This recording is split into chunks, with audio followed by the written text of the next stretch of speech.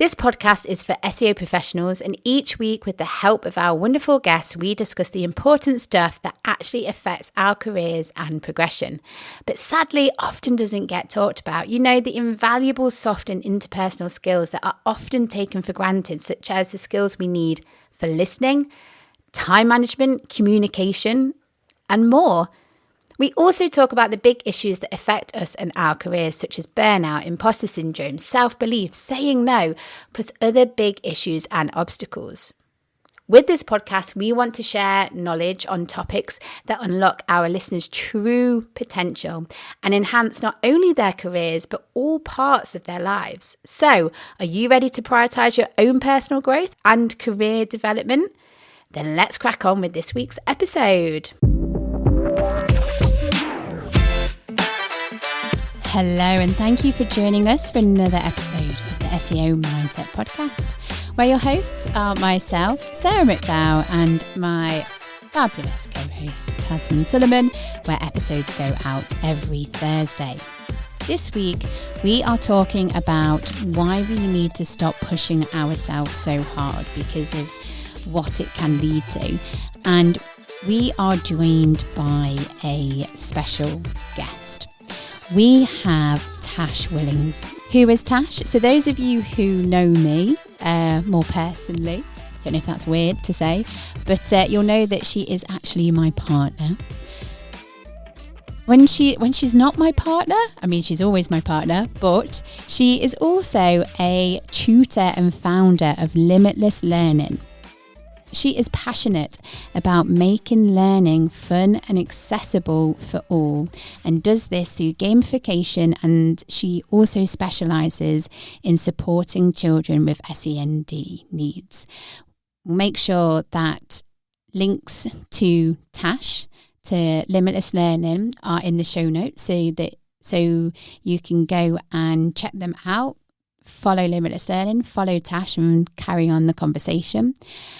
And just a reminder of the ways that you can support me and Tasman. So if you like the podcast, you like listening to the episodes, you can give us a donation. So we're set up on Buy Me a Coffee, which allows you to do that.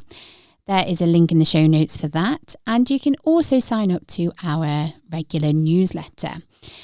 We will send you regular updates and news from the podcast, and you can unsubscribe at any time. Again, link in the show notes.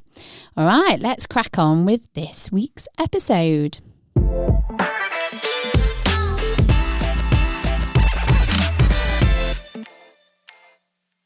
Hello, and a very warm welcome to Tash. Hello, everybody. Well, you're getting the special treatment because usually on the SEO Mindset podcast, when we have a guest, it's either me or Tasman. But because we're feeling generous, you get both of us. Podcast royalty, clearly. As in, you're the podcast royalty. Actually, maybe it's just we're amongst royalty in general, like you guys, me. I am related to William the Conqueror. Okay. True fact. I mean, this conversation's already going... Sorry, I've gone into a history mode. I'm not sure why. So just as a bit of context, and I was going to say caveat, but it's not really a caveat, but obviously Tash, you are my partner. I am indeed. Yes. And what's been really lovely is you have met and spoke to Tasman digitally, but this is the first time that you guys... It was always like, like when you come out of lockdown and then you start to see people in like 3D again. It feels like that, but obviously it's been for so long now that it's almost like, do I mention that we're in 3D or... So when you guys saw each other in person, was it like, oh, you're taller or shorter, or was there anything? Or I was sat down though, wasn't I, to be fair? So, but I did, like when you came in, I thought, like because I'm such a little human, it was quite nice to see another little human. I don't see height. Everyone is the same when it comes to height to me. I mean, interestingly, who is taller out? Because you both are quite small humans, aren't you? I don't know, but I always... Do you know your height? I am very tall in my head. Yeah, absolutely. All I need to know. My mates always say that I walk like I'm 6 foot tall. Yeah. But I think it's because I bounce. No, I'd take it as a compliment. Oh, okay. Yeah. All right. Cool. So we're obviously not here to talk about height and being related to royalty, unfortunately.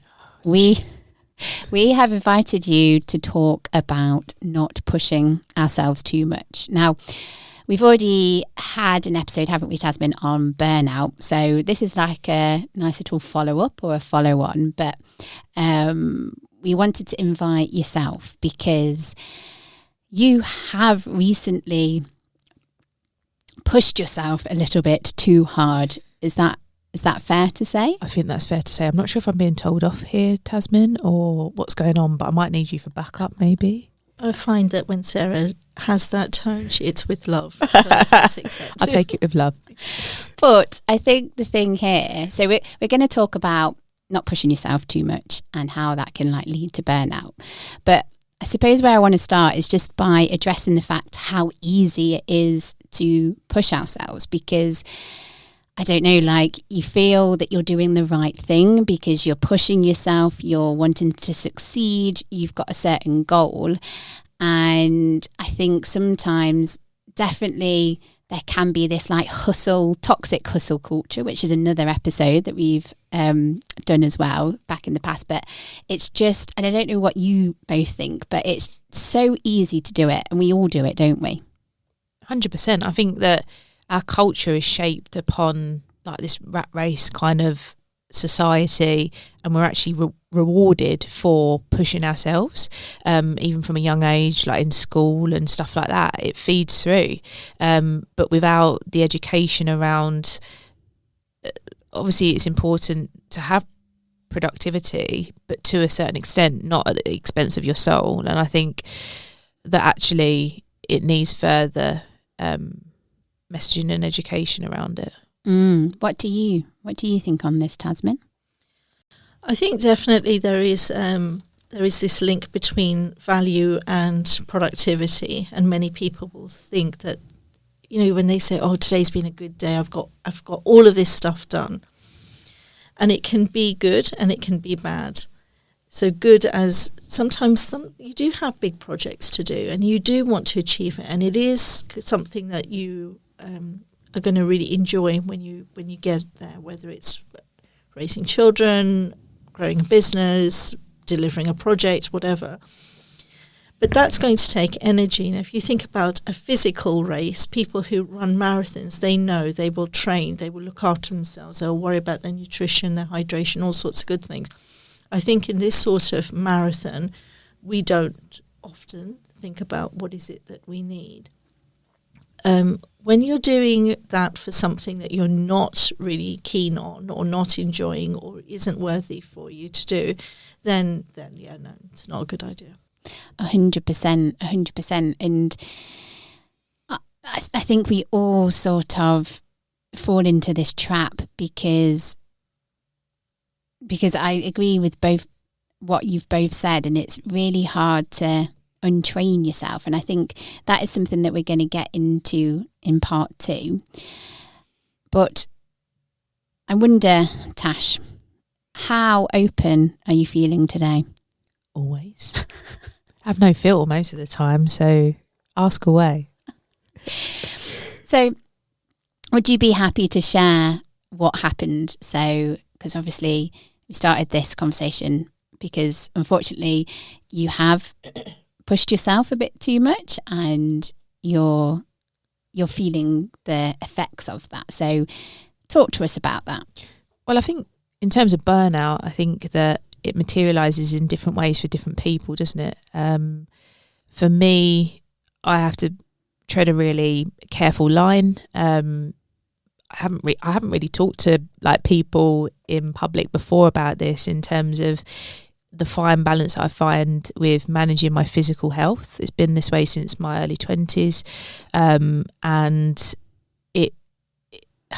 it's just so tricky, because if I over exert myself to the point of what I have, so obviously what ended up happening for me was that, and what I find every time that I burn out to this extent, it's happened a few times in my life, but it's when I am consumed with my work commitments, but also consumed by something in my personal life.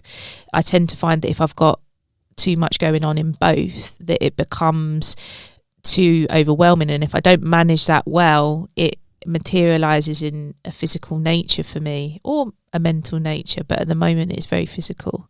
So in terms of what happened, I would say there was a number of different situations that started probably from October last year, related to my nan having a stroke. We were really close. A couple of bereavements, obviously funerals that accompanied that. And then I didn't really have time to rest. My exam students tend to start picking up from about February. So I just kept going full throttle. Obviously, me and Sarah are partners, but in a business sense as well, where we created the shop and the hub as well at one of my busiest periods. And I think it just became too much. And it had an actual physical effect on you, didn't it? Yeah. So I was in the middle of helping the GCSE students out, and again, still not really listening to my body, even when these sort of things happened, because I ended up waking up. I had temporary paralysis in my left arm, and couldn't move it. It was like it didn't belong to my body, and I had to try and figure out a way of getting it back to life again. Fortunately it did, but over then the subsequent days it led into muscle weakness and numbness all down my left hand side of my body, which has now led into quite a debilitating effects and not being able to fully walk as I was. I mean, thank you for being so vulnerable there and sharing what has happened, because I think until something physically happens to us or mentally happens, we don't, because up until this point there was probably signs that your body was telling you, but because we're in this mindset that we want to succeed, that we want to do stuff, sometimes we ignore that. And I mean, unfortunately when it did happen, I wasn't around. I was in London. So you timed it perfectly. I did, but you didn't go to hospital straight away. No, I still didn't listen to my body at that point. I rang the GP. I couldn't get appointments, so I thought, you know what, it's going to crack on with my day. And do some teaching. Yeah, it was all firing up still throughout this period, and I thought, you know what, I'm just going to keep going. But it's because I love what I do, and it's hard. That's it, isn't it? And it's so hard to listen, and it's so easy to ignore and push through, because there's things that's happened to me where, touch wood, I've pushed myself too much, and something happens to me physically.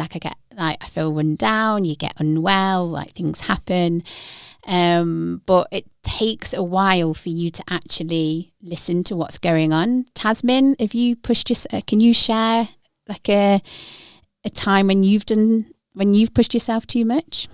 The one that comes to mind the most is when I was doing my degree with the two little ones that I had. So for those who know me, I did a bit of education before, but never really thought that I was good at it, but then went back to education when my children were little and realised actually I can study and I can do well. And I decided, although nobody really knew about it, that I was going to get a first. I decided that that's what I was going to aim for. And I worked really hard. I had another rule. I wasn't going to study when the children were awake. So my days became very long. I would study before they woke up, after they went to bed.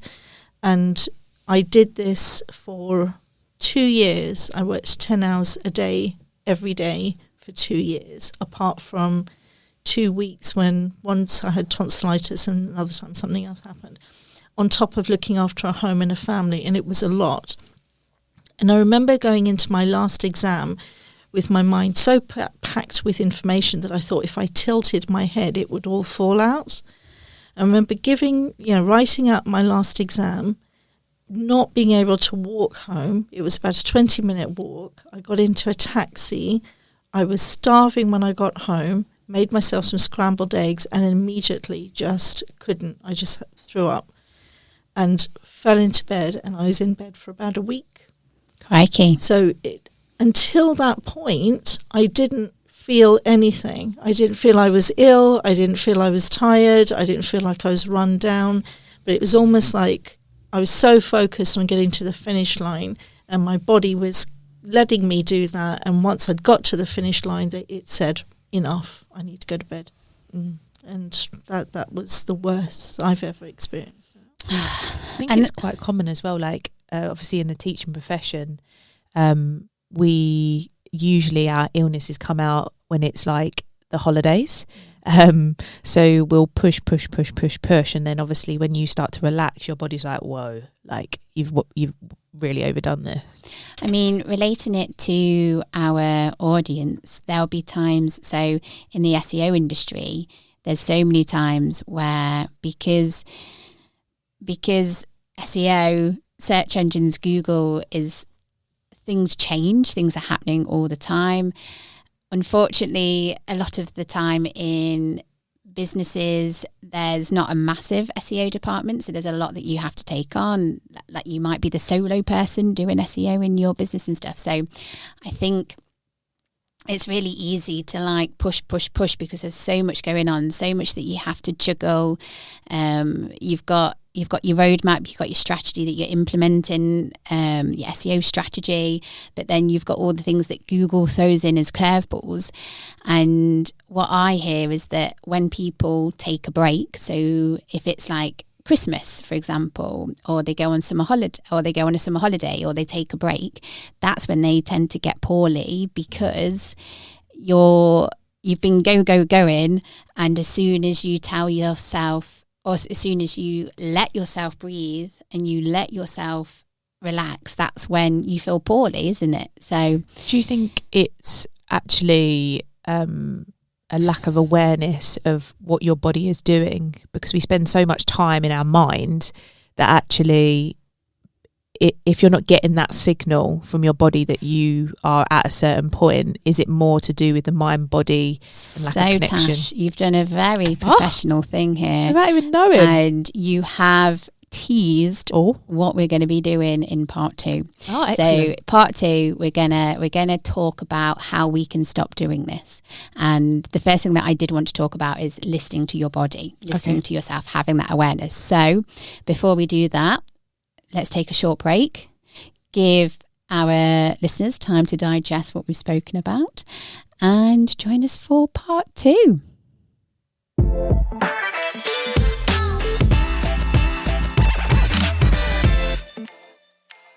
Sarah here, just quickly popping on to remind you of how you can support the podcast. You can give me and Tasmin a one-off donation. We are set up on Buy Me a Coffee. There is a link in the show notes, and we'd be very much appreciative of that. You can also subscribe to the podcast. So in the show notes again, you'll see a link where you can subscribe on your preferred podcast playing app, whether that is Spotify, Amazon Music, Apple, whatever you prefer. And whilst you're there, why not give us a cheeky 5-star review? Yeah, SEOs, you know how algorithms work. So all the lovely reviews that we can get will help the podcast.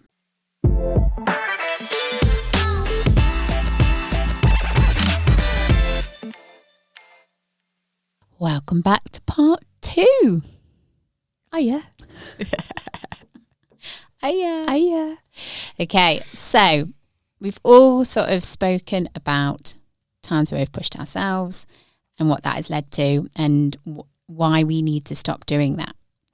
So let's get into giving our audience, giving our listeners some practical tips, strategies that they can implement to hopefully help them avoid these situations. Because obviously it's very hard to say I'll never push myself too hard and I'll never burn out or have the effects, but at least what we can do is try and be a bit better and to look after ourselves. And there's also some science out there which says that obviously in the right way, stress is important and can have longevity on your life.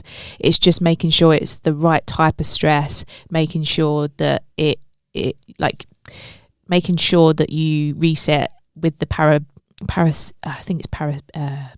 sympathetic nervous system, and restoring it in a way so then you can regain and come out of fight and flight. Nice. So a couple of things that I've learned from a book that I'm reading called Rewire is... And who's the author? Who wrote? So the author is Nicole Viganola, I think is how you pronounce it. But she gives lots of practical examples of how to deal with stress, how to rewire your brain so that you're functioning at a good level. But a couple of things that I've picked out so far to restore the fight, come out of fight and flight, is a psychological sigh, it's called, or regrouping with something that you enjoy, like a hobby or something like that. So the sigh, can you talk to us more about the sigh? Yes, I might have to dig into the book to fully execute it efficiently, if that's okay. I mean, that's absolutely fine. We have got a soundboard, so I could play some music in the background while by all means, although I have found it. Okay, so maybe next time. So it says obviously how to do the psychological sigh. It says take 2 short inhales, ideally through your nose, but if you can't, then through your mouth is fine.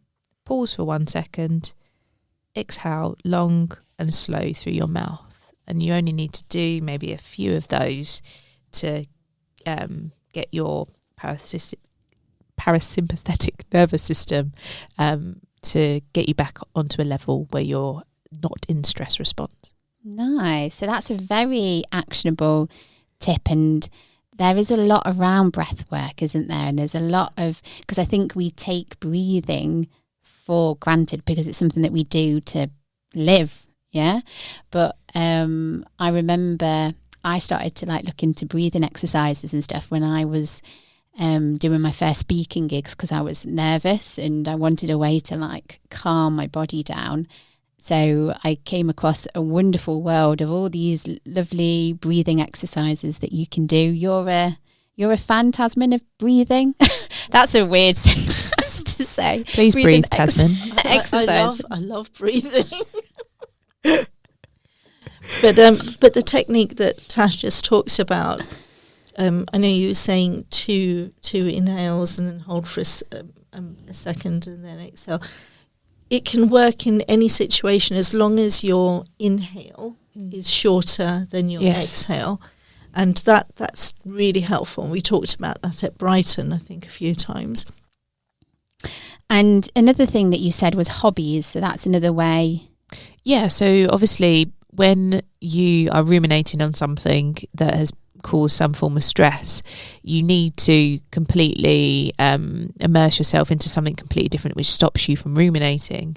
Obviously journaling, stuff like that can break that too, but she mentions that obviously if you complete a hobby that you enjoy, then it works as a reset within itself. So again, it's just something really simple, I guess, that you can do just to give your body a bit of a shake and get it back into action. So resetting the body. And I suppose as well, there's things that we can do beforehand. So I feel like these strategies, tips, advice are great for when you're feeling that you've pushed yourself a bit too much and you need to do something there and then. I mean, hobbies is always a good one anyway to do, and hopefully that will help you avoid the situation in the first place. But is there anything outside? Because something that I'm thinking about is listening to your body and knowing your limits. So the next time your body is trying to tell you something that, Sarah, you're pushing yourself a bit too much, you're on the cusp, that's a good word, isn't it? You're on the cusp of burnout, you're on the cusp of your body reacting in a way that you probably don't want it to. I think it's about being aware. Tasman, what do you think? So I think even more proactive than that. Brighton's SEO is getting busier and busier for us. It just seems like it's getting longer. And the first time we did the live, I remember thinking, at the end that I'm exhausted. So the next time I got better, proactively preparing for it. And this time we were even better. So we made sure, for example, that we had a good meal before we recorded Brighton SEO. We did. For me, even in the days beforehand, I kept those days as relaxed as possible just to energize myself. I reminded myself that actually what we're doing, what the opportunity that we have is huge. And I now also make sure that I don't have anything going on Friday evenings when I get back, because there is that tendency that, I've had a really great few days away, come home, let's go out and celebrate. But actually, I don't want to do that. I just want to get into bed, light my candle, read a book and chill. So if there is something that happens in your life regularly, like Brighton, like certain projects that happen periodically in your work calendar, prepare yourself, because it's a different mode that you'll be working at. And don't try and do everything that you normally would do in your normal mode, for example. So that would be my take on how you can prepare for it. Yeah, definitely. And it is tricky, isn't it? Because I think actually listen to your body and taking action. It's really easy for us all to sit here and be like, this is what we should be doing, this is what we should do, this is what we need to do next time to avoid this situation happening, and pushing ourselves too much. But it's really hard to implement it sometimes. So Tash, obviously you're in a situation where you're having to implement it because your body is needing time to get better, isn't it? But is there anything that you're going to implement or try and do? I think what I'm trying to work on is pacing.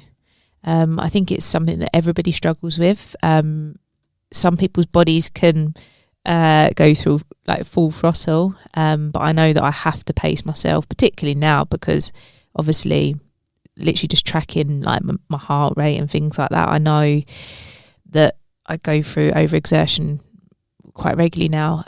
So I'd say pacing yourself, factoring in breaks, I think is really important.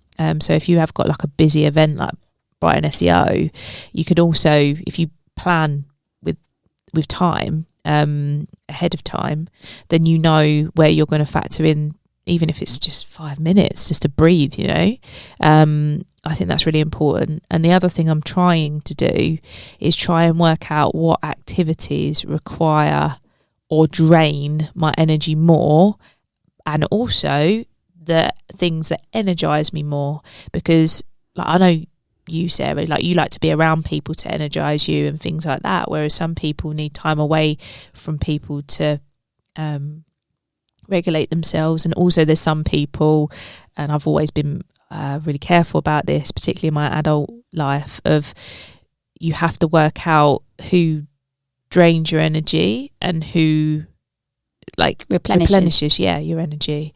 And so I think that really for me is what I'll be focusing on, and also connecting the body and mind, like I mentioned before, doing body scans and things like that, so that I can actually take the time out to understand what my body's saying. And another thing that has just come to my mind as you're speaking is it's okay to say no. So if there's something that is really draining you and you need that time to recharge, me time to take a break, you might still be being invited to certain things, or they're things that happen, but it's okay to say no. You don't always have to say yes to things. And again, easier said than done, because I'm the worst for it. Because I love socializing, I love being around people, even though it does recharge me, I still need time where I haven't got plans, where I can take a weekend and just do whatever I want to do, recharge, take it slower.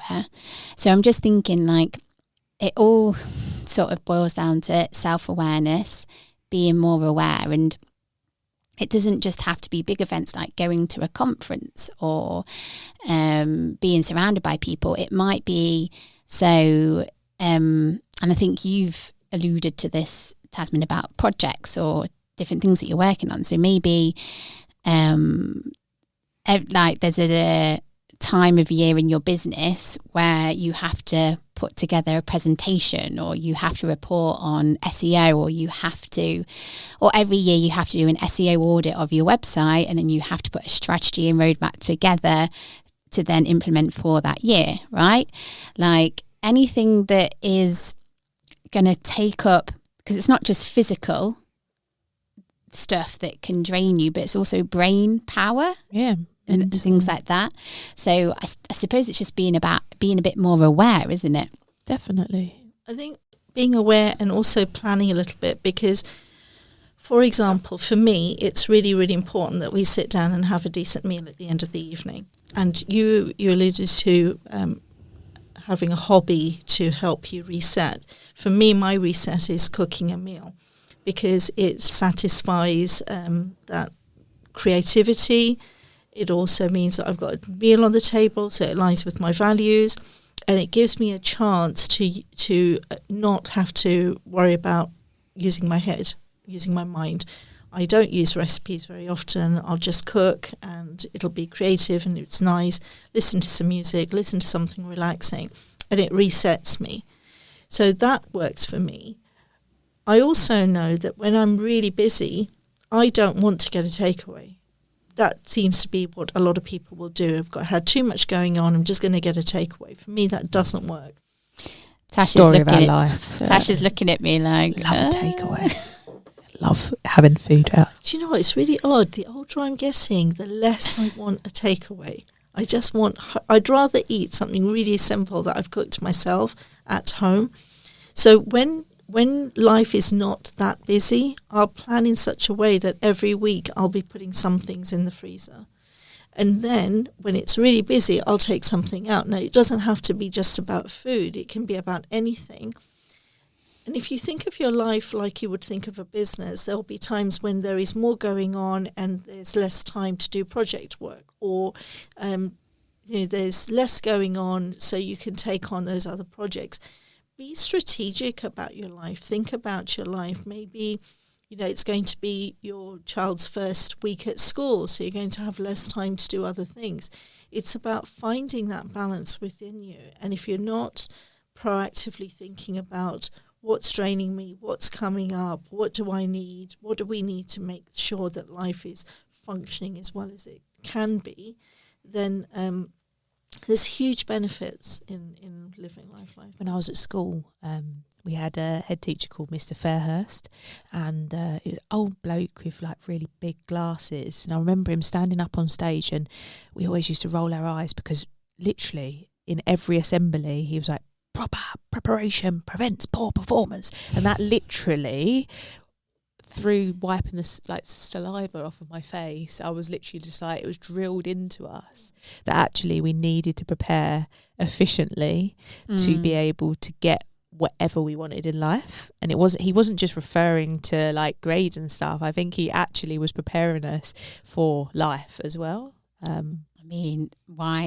Wise teacher. Big shout out to Mr. Fairhurst. Even if he's a bit spitty when he's speaking. Yeah, sadly so. Just don't sit at the front. I have two little things to say as well. A little bit of perspective. Whatever it is that you're doing, that you're trying to do more of, you're probably doing really well. So pat on the back. Yes, be kinder to yourself. Absolutely. And journal every night what you've done, because again, that adds a level of perspective. So a few days ago I was thinking, I've still got to do this and this. And I thought, Tasman, come on, you've done all of these things this week. So put it into perspective. And even because I know that some people that I speak to, they're like, oh yeah, like journaling, I never know what to write every night. And I'm like, well, just write down a few things you're grateful for. Like, that's all you got to do. Like, it doesn't have to be a mammoth task. So I'm very sorry, ladies, but we are running out of time. I mean, this has been wonderful. And I think, Tash, you should come on regularly anytime on the podcast. I will crutch my way down the road. You wouldn't be able to tell that this is, well, not technically your first time, because you have been a guest before. Have I? Yeah. Yeah. Was the Women Who UK podcast. Oh, yeah. What? Hang on. You were a guest. But this isn't What's the Women Who, is it? No, but you've been on a podcast before. Oh, yeah, sorry. I thought you just meant it like here. And I was like, I don't think I've been on your podcast before. No. And then I was like reflecting. I was like, have I? Have I? I just mean like it's not your first time. It's not my first rodeo. It's not your first rodeo. But even as a more beginner, you're smashing it. I love chatting. You're very good at it. Thank you. It's part of my job. So, Tash, there are questions that we ask all of our guests. Okay. Is it like quick fire or can I have time to process? The first question is do a handstand. No. Blimey. The extra challenge involved in that. Like she knows that I can't walk. And then she's like, just flip upside down. Oh, funny. Anyway, I'm not going to make she's you not do joking. anything. She does this at home. I'm joking. Stop derailing sorry, the conversation. Sorry. Right. Carry on. Main takeaway for our listeners, please. Okay. I would say life is too short. Respect your body. It's not all about your mind, even though it thinks that it is the main priority. You can't do anything without the vehicle of your body. So make sure that you're grateful, even if you can walk, it's a big thing. Take care of yourself. There's more important things than work. Amen. Mic drop and off I go. You couldn't really do a quick mic drop. No. You're surrounded by a lot of lights. It would, and it would also have quite a good effect if I just sort of slowly, like a snail, pulled out. Next question. Go on. Best career advice you've ever received? Ooh. Best career advice. No. It kind I of. got excited that I could go on. use. I mean, the Give me thing time to ponder. The thing is, we've got this swanky sound system, but I've not labelled it, so it's just going to. Shall we just Go rogue? Go rogue. Tasman, you press a button and see what happens. Hopefully, it's like a quack. Hey, dramatic. And now I've got to say something, which is. You told your story about the teacher too early. Yeah, I could have used that one. God damn it. Anyway, back to it. Answer the question. The thing that I can think of that kind of applies to what we've been covering is that somebody spoke to me about, like, what's your canary in your cage? Like, everybody's got their thing that gives you a warning that you need to either pull back probably, or it's most likely to be pulled back. So like for me, really and honestly, if my stomach goes, I know that it's impending, that I need to actually take a break. Well, so what is your canary? Don't they say that your stomach or your gut is your second brain? Yes. Or something like that? Yeah. And sometimes in some cultures, I think it's your first brain. And would you like to ask the last question that we always ask? Who is it that you think we should be following? Somebody that you really admire, or is giving lots of good advice? I think I need somebody that stretches me from a brain perspective, but also gives me information that I can implement. Mm-hmm. So I love people like Mo Gaudet. He's done a lot in terms of reflecting on happiness. He then went off because obviously his background is like he's worked for Google X and stuff like that, so technology based. So a lot on AI. His most recent thing is on actual how to deal with stress as well. I haven't listened to the book yet, but I've got it on Audible. And then I'd probably, obviously I referenced the book that I'm reading earlier, but it is really good, from Nicole Viganola. Lovely. Well, what we always do is we'll direct you to check out the show notes, because there's always resources and things to go and have a look. So what I'll make sure is there's a link to the book that you spoke about, Rewire. We've also mentioned 2 previous podcast episodes, so a deeper dive into burnout and ending toxic hustle culture, where my good pal Josephine Rudolph came on. So I'll pop them in the show notes so people can listen out to that. And yes, I'm afraid that is it, gang. We are time. So before we do go,